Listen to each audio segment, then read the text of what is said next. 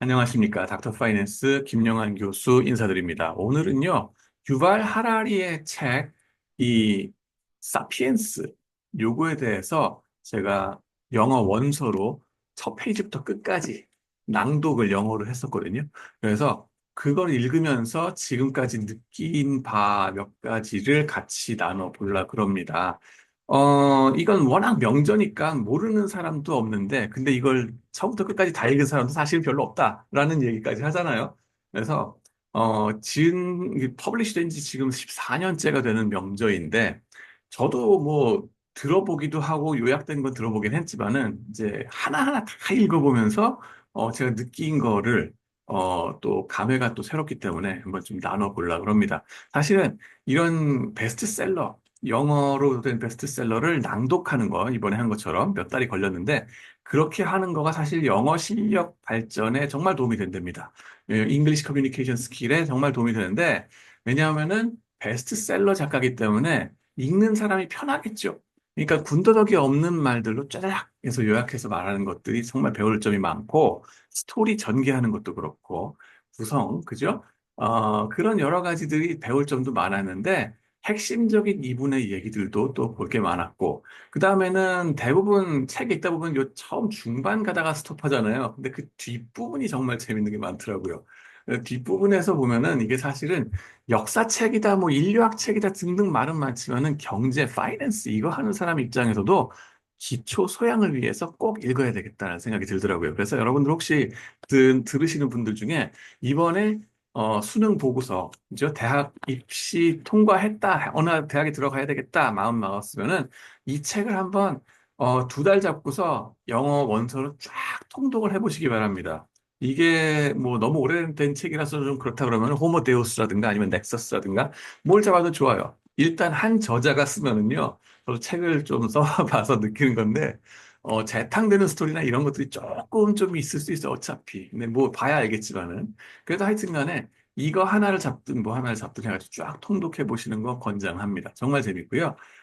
이 책에 있어서 이제 제가 같이 나누고 싶은 점들은 이거예요. 이런 생각 안 해보셨어요? 혹시 우리나라가 정말 지난 몇십 년 동안 급속 성장해가지고 기적적으로 한강의 기적을 이뤘다 그러잖아요. 경제적으로도 엄청나게 많은 걸 이루셨고, 선진국 됐잖아요. 그죠? 그 다음에는 정치적으로도 민주정치를 확 급속 성장을 해가지고 이뤄냈어요. 사실 그것도 대단한 게 프랑스 같은 경우에 1789년에 대혁명 일어난 이래로 100년 넘게 서로 잡아 죽이는 이쪽 혁명, 복고 반동 혁명 서로 잡아 죽이는 걸로 피 흘림이 정말 많았어요. 그게 한 100년 넘게 갑니다.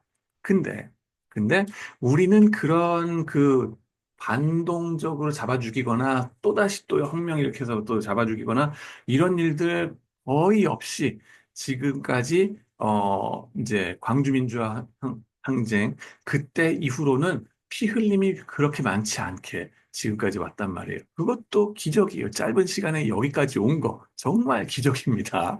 뭐 물질적으로 발전한 건 더 말해서 뭐 하겠습니까? 다 감사할 일이죠. 양쪽 다한테 감사합니다. 좌든 우든 간에. 근데 좌우지간에 중요한 건 뭐냐면은 그럼에도 불구하고 이런 생각 안 해보셨어요?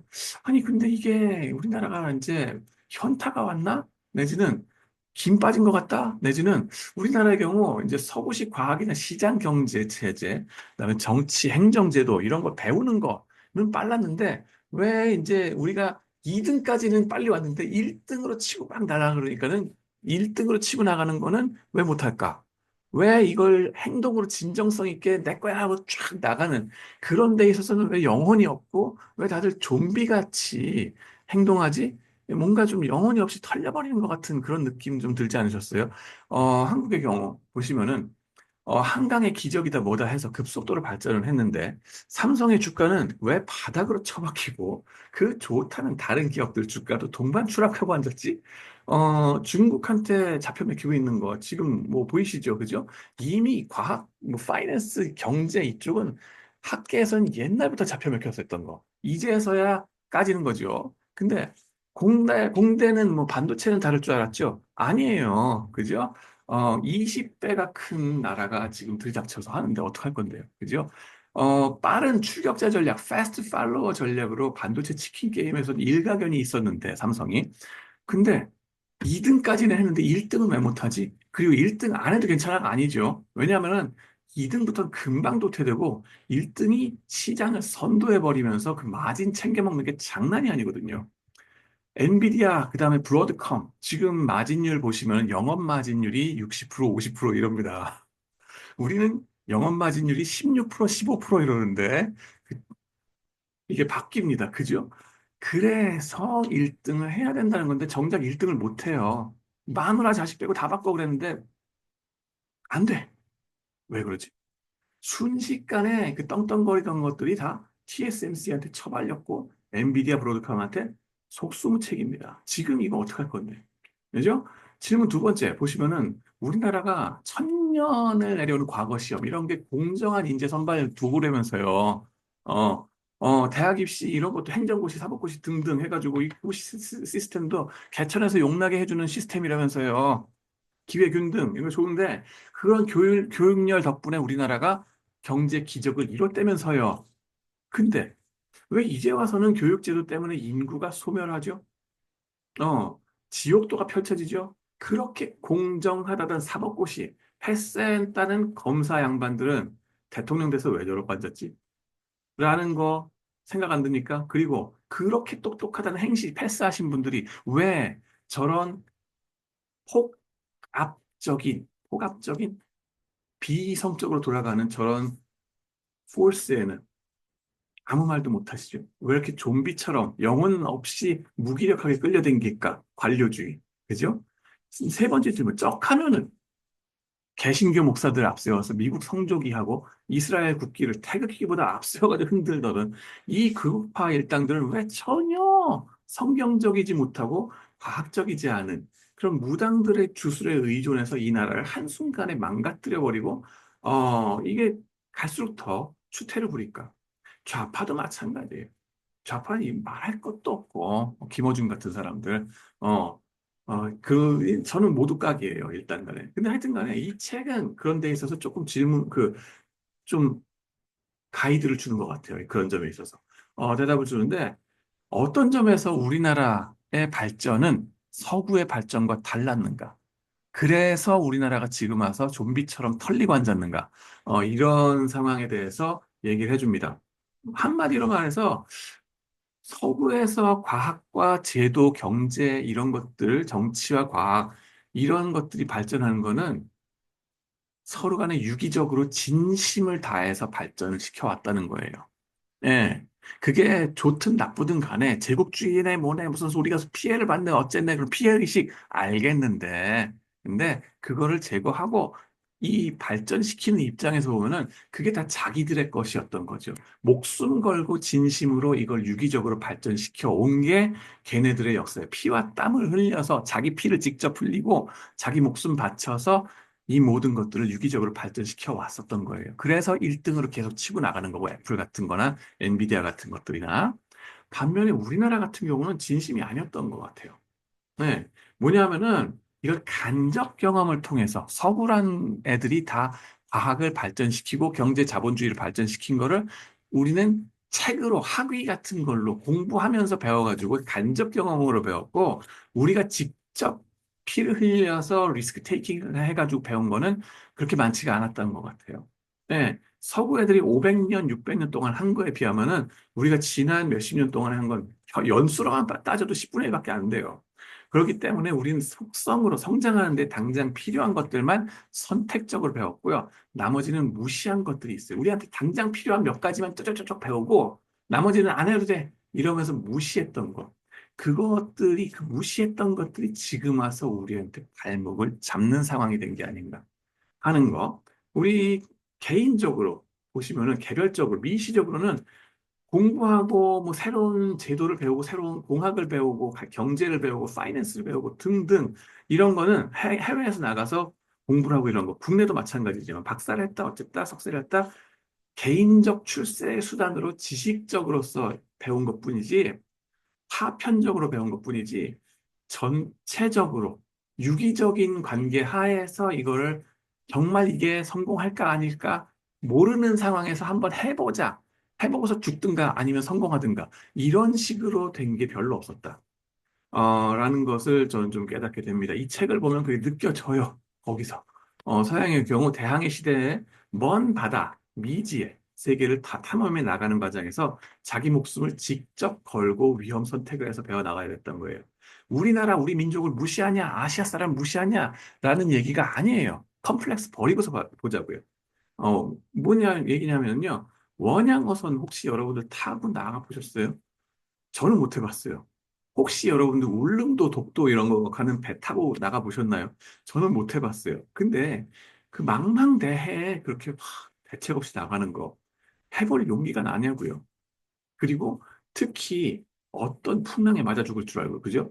그 배가 그 철선, 쇠로 만든 배면은 또 모르겠는데 통통배 그것도 나무 목조선 갖고서 나가서 해봐라. 범선 타고서 돛담배 달고 나가서 해봐라. 하시겠습니까? 그 용기 납니까? 아, 그걸 직접 뛰어봤냐는 거가 다른 거예요. 직접. 임자, 해봤어? 이 정주영 회장이 했던 얘기잖아요. 그거 해봤냐고. 직접. 그거거든요. 그 직접 해본 그 벤처 마인드. 그죠? 그거를 몸으로 배웠을 거 아닌가 하는 거예요. 그리고 파선, 배가 한번 나갔다가 멀쩡하게 돌아오라는 보장이 없죠. 그 확률 게임이죠.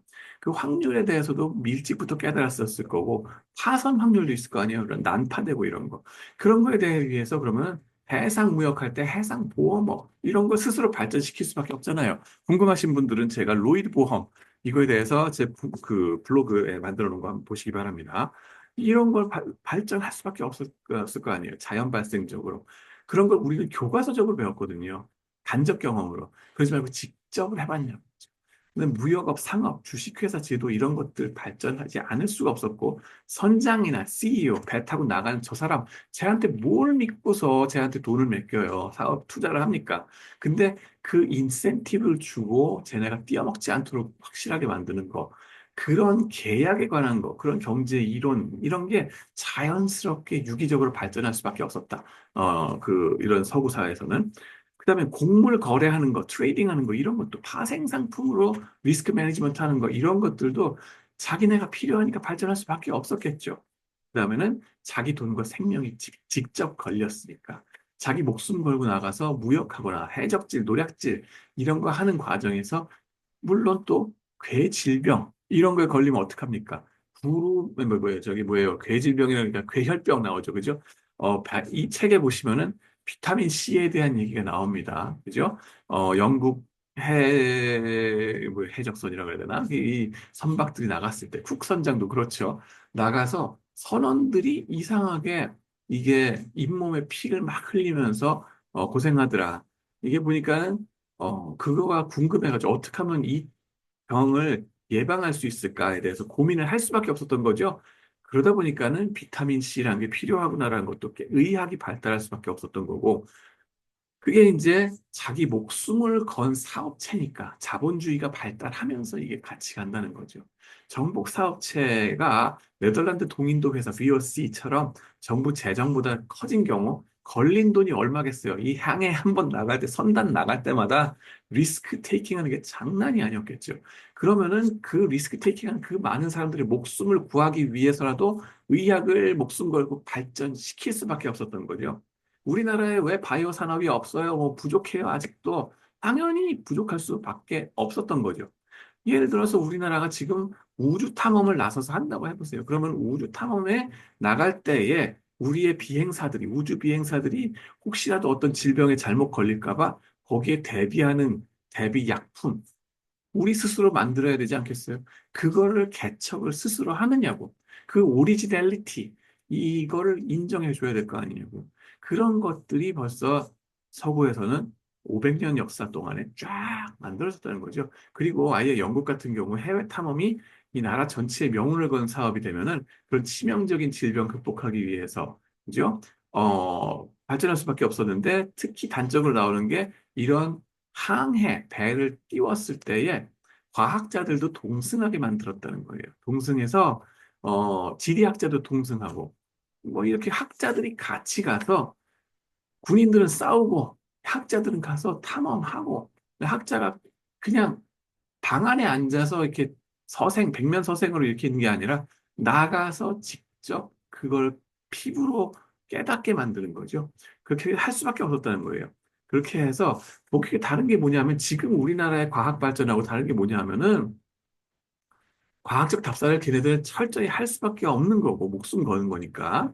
안 그러면 다 죽으니까. 그러니까 목숨 걸고 할 수밖에 없었고, 반면에 우리나라 같은 경우는 이걸 해야 돼. 그러니까 정부 지원금이 있으니까 우리의 대학교에서 무슨, 어떤 정부의 지원금을 받기 위해서 학자가 무슨 논문을 써서 실적 올려. 혹은 어떤 지표 관리 차원에서 무슨 하기 쉬운 연구만 해. 이런 식으로 형식 맞추는 그런 연구, 수준 낮은 그런 연구를 하는 거. 그게 지난 몇십 년 동안 우리나라의 과학 연구의 모습이 아니었는가. 그러니까 비판을 받은 거고요.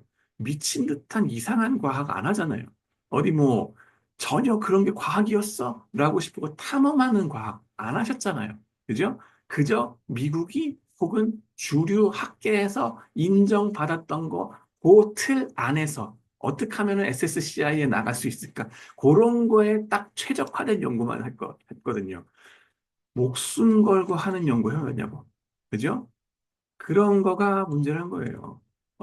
저 국가 차원의 탐험의 아이디어가 있었다 해도 비대한 관료의 부정부패가 심하다면 또 글러먹은 거였겠죠. 그리고 인간일 뿐이라서 또 실수할 수밖에 없는 권력자, 그 최정점에 있는 대통령이든 황제든 누구 한 사람에게 절대 권력이 주어지면 더 글러먹었겠죠. 그게 어떤 나라냐? 특히 명나라, 청나라, 중국이었다고 보시면 돼요. 관료들 부패한 거, 관시, 야, 뭐, 이제, 남이가, 뭐 이러면서, 우리가 남이가 이러면서 서로 등 긁어주고 부정부패 해먹다가 글러먹은 거. 그 다음에는, 황제, 그皇帝, 완수이, 완수이, 완수이 이러면서, 한 사람을 신처럼 떠받들던 거. 크게 문제가 된 게 뭐냐면은 명나라의 정화라는 환관 내시죠. 이 사람이 원정을 나갔던 거 아시죠? 원정 배 선단을 띄웠던 게 어디까지 나갔어요? 그게 인도를 지나서 아프리카, 마다가스카르 거기까지 갔다는 거 아니에요. 중국의 배가 거기까지 갔어요. 근데 그렇게 그 정화의 배가 이 선단의 배 하나하나가 콜럼버스의 배보다도 훨씬 크고 강대했다는데 그럼에도 불구하고 이 해양 무역에서 뒤로 처진 이유가 뭐냐? 그리고 결정적으로 주도권을 놓쳐버리고 식민지가 돼버린 이유가 뭐냐? 전락하게 된 이유는 이겁니다. 명나라 황제의 엄마가 어느 날 갑자기 아들을 부릅니다. 얘야. 간밤에 꾼 악몽을 보니 역적들이 바다에서 상륙하더라.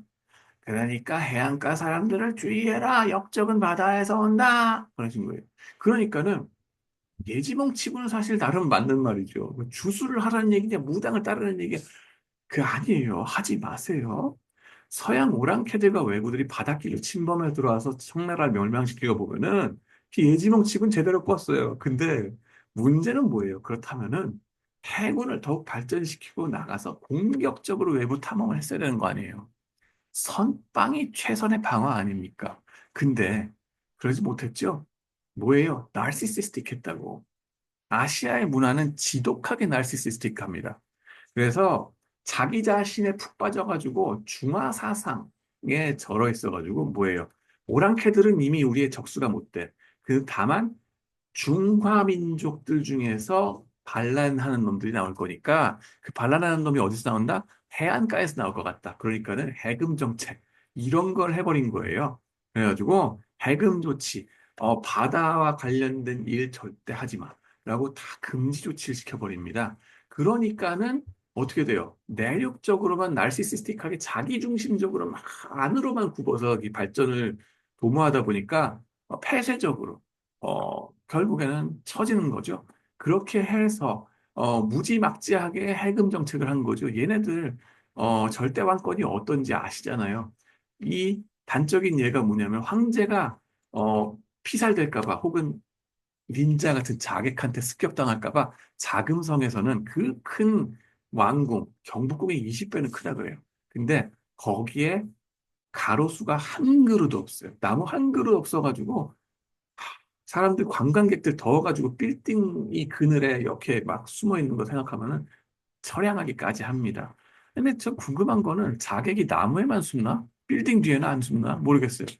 근데 하여튼 간에 안타깝습니다. 그런 식으로 무지막지하게 한 사람의 절대 권력에 아버지, 하나님 이러면서 막 인간을 그렇게 절대 복종을 해버리니까 인간한테 대해서 망한 거예요.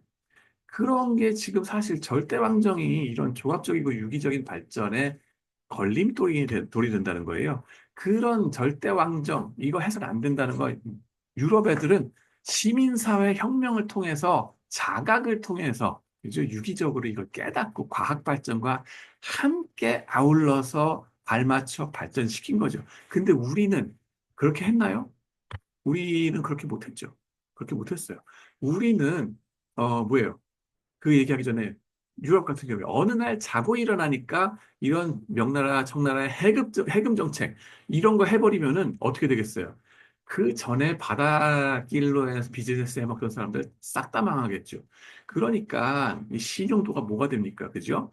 그 한 사람 때문에 자고 일어나서 그런 일들이 벌어지기 때문에 제왕적인 정치 하면 안 된다.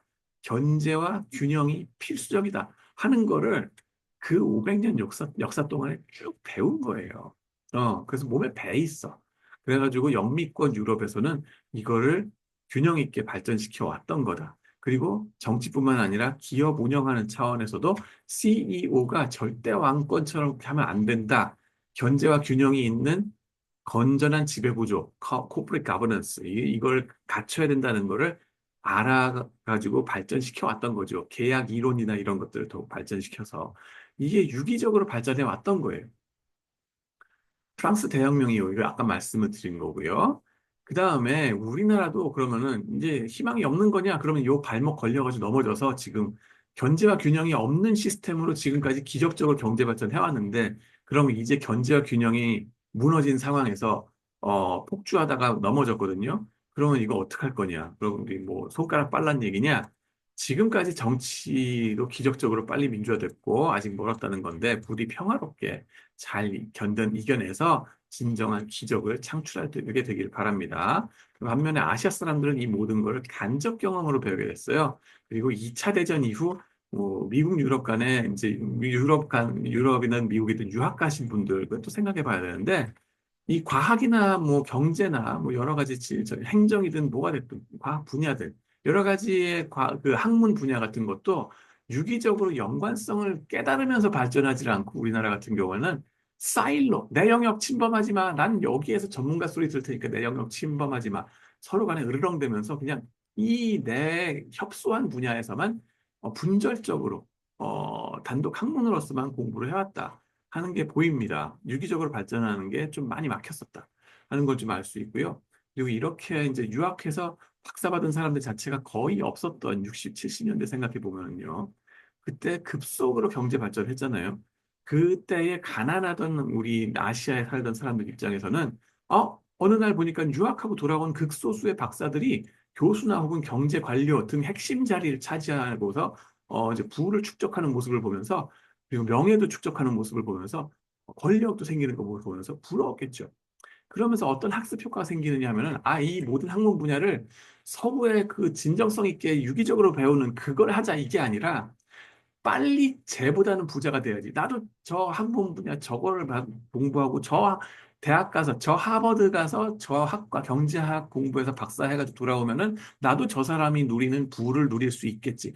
오직 그 질투심 그거 하나에 목매달고서 그 형식적인 그 학위 하나 분야 하나만 마스터하면 나도 되는 거 아니야? 결국 나도 그것만 해가지고 돈 벌고 내 자식들만 행복하게 만들게 하면 이 되는 거 아닌가? 소승적으로 우리 패밀리만 행복하면 되는 게 아닌가? 이런 식의 출세 의지가 강화된 거 아니었나? 반성해 볼 필요가 있습니다. 그죠? 다양한 분야 간의 발전이 유기적으로 연결됐건 말았건 그건 관심 줄 필요도 없었을 거예요. 왜냐하면은 다행히도 최대 강국인 미국에 우리가 줄을 댔거든요. 정말 잘 줄댔습니다. 근데 북한처럼 엉뚱한 데 줄댔으면은 지금쯤 깡통 찼겠죠.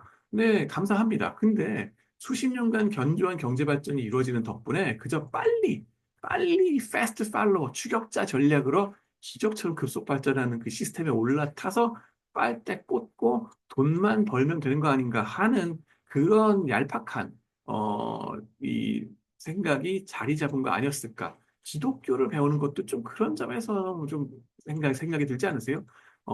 미국의 남부 바이블 벨트, 그쪽에서 유학하셨던 분들이라든가 이런 분들을 통해서 배워왔을 텐데, 보니까는 우리나라에서는, 이제 가진 사람들 내지는 박사받고 오신 혹은 유학했다는 사람들이 기독교를 하니까 그 네트워크에 들어가기 위해서 기독교를 하면 되는구나, 라는 식으로, 기독교를, 잘못 받아들인 거 아니었을까?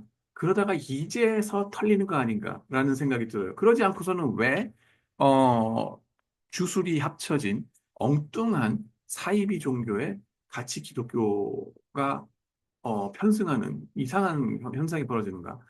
이해가 안 가잖아요.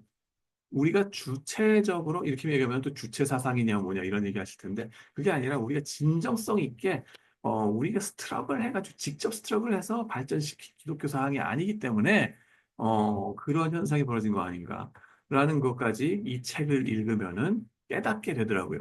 그다음에 왜? 라는 질문을 할 시간도 없었고요. 너무 급속 성장하는 과정에서 넘치는 돈을 벌어들이느라 정신없는데 어디 그런 쓸데없는 질문에 관심을 두어서 정력을 낭비하겠어요.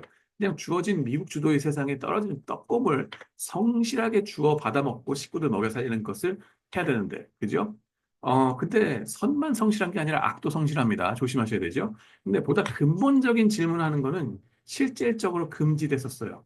대학에서 질문을 할 수는 있었어요. 하지만은 질문하면 썰렁해졌겠죠. 그리고 오히려 질문하는 거, 그죠? 근본적인 질문, 우리가 왜 이거 저거 해야 되지? 이런 질문을 하고 잠깐 스탑하게 만드는 거. 이거는요, 공산주의나 김일성 주체 사상에 심취된 분들이 7, 80년대 제국주의론에 경도된 그런 주사파적인 질문들만 쿨한 것으로 받아들였었죠. 그죠? 그들은 문제는 뭐냐면 그분들은 독재 괴물들과 싸우다가 본인들도 괴물이 돼버린 경우들이 너무나 많아서 안타깝습니다. 모두 다 그렇다는 건 아니에요. 안 그러신, 건전하신 분들도 있고, 존경하는 분들도 있습니다. 하지만은, 어, 이게 문제가 있다는 거예요. 양쪽 다, 좌든 우든. 이게 너무 급속 성장하다가 편파적으로만 자기 원하는 것만 취하다 보니까 컨플릭트가 생기는 거죠. 견제와 균형의 중요성에 대한 이야기들을 애당초 개발 독재를 통해서 급속 성장하는 과정에서 정치 지도자에 대한 무함한 도전으로 받아들여졌을 여지가 크겠죠. 어디 감히 지금 빨리 성장해야 되는데, 그죠? 우리 민족이 발전해야 되고, 민족이 잘 살아야 되는데, 아, 그런 여지가 있었다는 거 보시면 이해가 가죠. 아무리 옳은 뜻을 말로 말했다 해도 맥락 다 끊어버리고 악랄하게 악마의 편집을 해서 저 교수가 빨갱이야, 뭐 보정패적인 뭐야 반정부적인 말을 설파하고 다닌다, 뭐 이런 식으로 뭐 우리 대기업 주도의 우리나라 체제가 좋은 건데 그거에 반하는 말을 했어. 저거 빨갱이야, 괘씸한 놈이야, 라고 찍어 돌리고 매장시키기 딱 좀 그런 것도 잘하는 게 또 배웠다는 분들이거든요. 저도 그런 습성이 있고 조심해야 되고 하여튼 간에 그런 점이 있었으니까 편파적으로 학문이 발전하고 학문뿐만 아니라 경제나 이런 제도라든가 종교 모든 것 발전이 편파적으로 분절적으로 이상하게 발전했다는 거예요. 동양과 서양의 우열을 이야기하고 그에 따라서 우월한 서양을 따르자 하는 사대주의를 하자는 얘기가 아닙니다. 제국주의의 역사를 옹호하자는 것도 더욱더 아닙니다. 그저 우리가 왜 지금 현타 오는 상황이 됐는가를 볼 수 있다는 거예요. 그냥 객관적으로 관조하고 지금 상황에 맞게 우리가 진정성 있게 우리의 역사를 개척해 나가야 된다 하는 거예요. 지금도 진정성이 없이 속성 가해하듯이 막 쪽집게 가해하듯이 지난 50년 동안 우리가 막 발전해가지고 이렇게 했다 그러면은 지금은 한번 돌이켜보고 스텝 백 약간 한 걸음 떨어져서 차분히 우리 스스로의 자존감을 확보한 상황에서 차분히 다시 스텝백 해가지고 다져나가야 된다는 겁니다. 안타깝게도 역사 전개되기를 하나밖에 없는 지구를 서양 사람들이 먼저 탐험해서 알아냈고 동양인들은 식민지로 정복해서 동양인들을 착취했던 거고 그런 과정에서 지식과 데이터가 쌓였거든요. 근데 동양의 경우는 그저 서양 사람들이 쌓은 것을 간접 경험으로 그것도 분절적으로 배웠다는 게 이 책을 보면은 느껴집니다. 우리나라 현재 상황을 돌이켜 재구성해 보자면은 총체적으로 지배 구조를 선진화해야 된다는 결론이 납니다. 견제와 균형이 없는 정치와 경제. 이런 개발 독재 시절의 엔진으로 지금까지 최대한 노력을 해왔어요. 그죠? 속성 쪽집게 가위로 할 때까지 해왔다고. 그죠? 우선 급한 대로 잘 살고 봐야 될 거 아니냐? 우선 급한 대로 북한의 저 빨갱이들 쳐부셔야 될 거 아니냐? 그거 쳐부시는 거에 일단 열심히 해왔 때까지 해왔다고요. 근데 이 속성 체제로는 한계에 다다랐다고. 이제 그 한계 상황에 닥친 거예요. 그래서 얼마나 힘들면 그랬겠어 하면서 그저 저 한 개인의 일탈적 실수로 치부하면 안 된다. 누구신지 알겠죠? 누구 얘기하는지 아시겠죠? 이게 견제와 균형이 이루어지면서 예측 가능성을 가진 선진적 정치와 경제 제도를 확립하는 게 우리나라에 지금 필요한 일이다.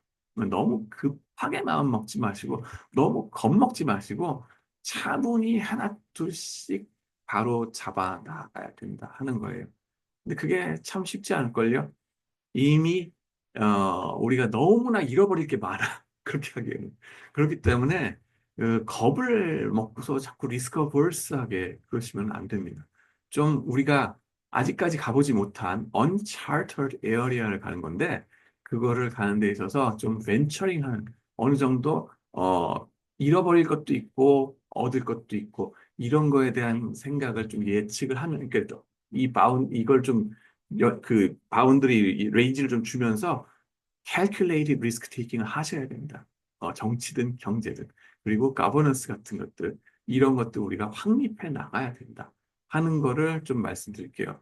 거기에서 이제 조금 더 주석으로 이제 말씀을 드리면은 어, 이제 지금 서양과 대비 동양이 달랐다. 특히 한국에 대해서 얘기를 많이 했잖아요. 중국도 그렇고, 한 사람의 뭐, 이런 거에 조심해야 된다는 거. 근데 이런 체제에 있어서 서양, 동양 비교에 있어서 예외적인 나라가 하나 있어요. 일본입니다.